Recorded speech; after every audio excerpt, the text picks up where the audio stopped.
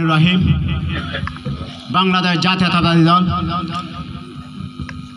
নাজিরহাট পৌরসভা শাখার আওতাধীন ৬ নং ওয়ার্ড বিএনপির কার্যালয়ের শুভ উদ্বোধন ও আলোচনা সভার সম্মানিত সভাপতি,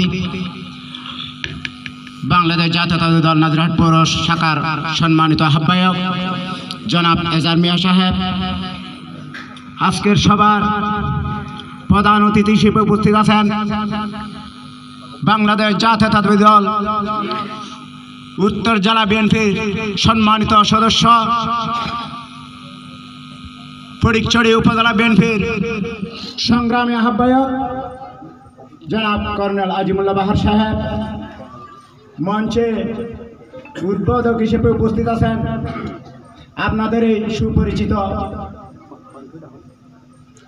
দৌলতপুর ইউনিয়নের সাবেক সফল চেয়ারম্যান, ফটিকছড়ি উপজেলা বিএনপির সাবেক সহসভাপতি জনাব সালামতুল্লাহ চৌধুরী সাহেব,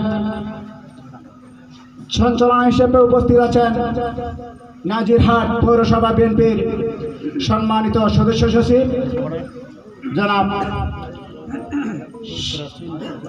শেবুল সাহেব, মঞ্চে অপবিষ্ট নেতৃবৃন্দ, আমার সামনে আমার মুরব্বি একরাম এবং আমার সহপাঠী ভাইরা, আসসালামু আলাইকুম রহমতুল্লাহি ওয়া বারাকাতুহু।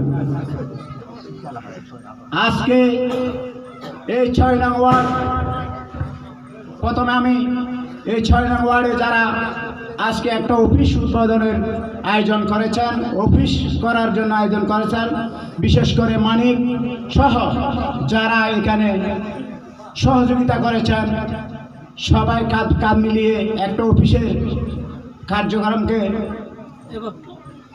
এগিয়ে নিয়েছেন, সবাইকে আমি আমার অন্তরের অন্তঃস্থল থেকে ফটিকছড়ি উপজেলা বিএনপির পক্ষ থেকে সবাইকে আমি ধন্যবাদ জানাচ্ছি। আজকে এই বিজয়ের মাস, এই বিজয়ের মাসে আমাদেরকে এই লাল সবুজের একটা পতাকা যারা উপহার দিয়েছেন, আমি সেই শহীদদের শ্রদ্ধার সাথে স্মরণ করছি। এবং আরেকটা বিজয় আমাদেরকে ছিনিয়ে এনে দিয়েছেন আমাদের ছাত্র জনতা, সাধারণ জনগণ সহ, যে 5ই আগস্ট আমরা আরেকটা স্বাধীনতা অর্জন করেছি, সেই বীর শহীদদের আমি এই মঞ্চ থেকে শ্রদ্ধার সাথে স্মরণ করছি।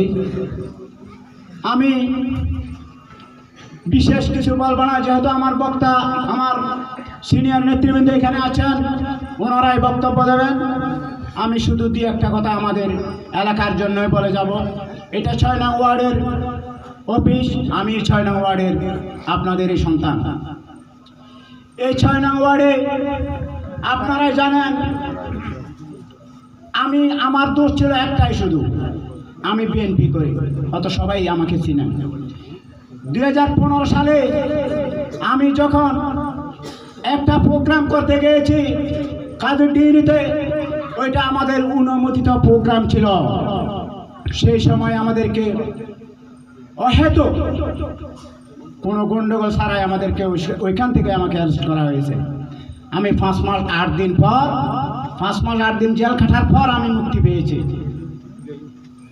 আমি আসার পর আমাকে অনেক ধরনের হুমকি ধমকি দেওয়া হয়েছে, বিভিন্ন প্রলোভন দেখানো হয়েছে, কিন্তু আমাকে এক চুলো লড়াইতে পারে নাই। এটা আপনাদের এই দোয়া। আমি আগামীতে আপনাদের সন্তান হিসেবে আপনার এই ৬ নং ওয়ার্ডের যে কোনো আপদ বিপদে আমাকে বলবেন, আমি ইনশাআল্লাহ আমার দলের নির্দেশনা অনুযায়ী একযোগে কাজ করে যাব আপনাদের সাথে। সর্বোপরি আমি একটা কথাই বলবো, আপনারা ৬ নং ওয়ার্ডবাসী অনেকেই আগে স্বাধীনভাবে কথা বলতে পারেন নাই, পারেছেন? পারেন নাই। আমি জানি এই ৬ নং ওয়ার্ডে কর্তৃত্ববাদী সরকারের গুন্ডারা আমাদেরকে অনেক হয়রানি করেছে। আমার খোঁজ নিজ করে আমাকে ঘুমাতে দেয় নাই, আমি অনেক দিন করে ঘুমাতে পারি নাই। আমি না থাকার সত্ত্বেও আমার ঘরে পুলিশ ঢুকেছিল, আমার স্ত্রী সন্তানদেরকে ভয়ভীতি দেখানো হয়েছে, কিন্তু এটা আমি পারবা করি না। এটা চাইলে আমি এখন নিতে পারি, কিন্তু আমার দলের হাইকমান্ডের নির্দেশনা মোতাবেক আমরা কোনো প্রতিশোধ নেব না। আমাদের এমন একটা দল, সুশৃঙ্খল একটা দল, বাংলাদেশ জাতীয়তাবাদী দল সুশৃঙ্খল একটা দল। আমরা ওদেরটা যদি আমরা করি তাহলে আমরা আর ওদের মধ্যে পার্থক্যটা কোথায়? সেই জন্য আমরা প্রতিশোধ নেব না। যারাই কিন্তু আগামীতে যদি এই সরকারের যদি কেউ মুখ তুলে আমাদের কর্মীদের উপর চোখ রাঙানো দেখে, তাহলে সেই চোখ আর থাকবে না, সেই চোখ আমরা উপরে ফেলবো। আমরা অনেক সহ্য করেছি, গায়ে যখন পড়বে কেউ ওকে আর ছাড় দেওয়া যাবে না।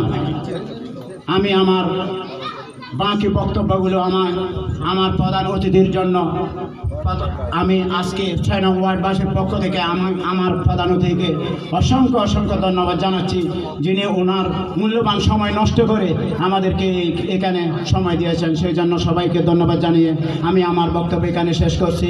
খোদা হাফেজ। বাংলাদেশ জিন্দাবাদ, বাংলাদেশ জাতীয়তাবাদী দল জিন্দাবাদ, শহীদ জিয়া অমর হোক।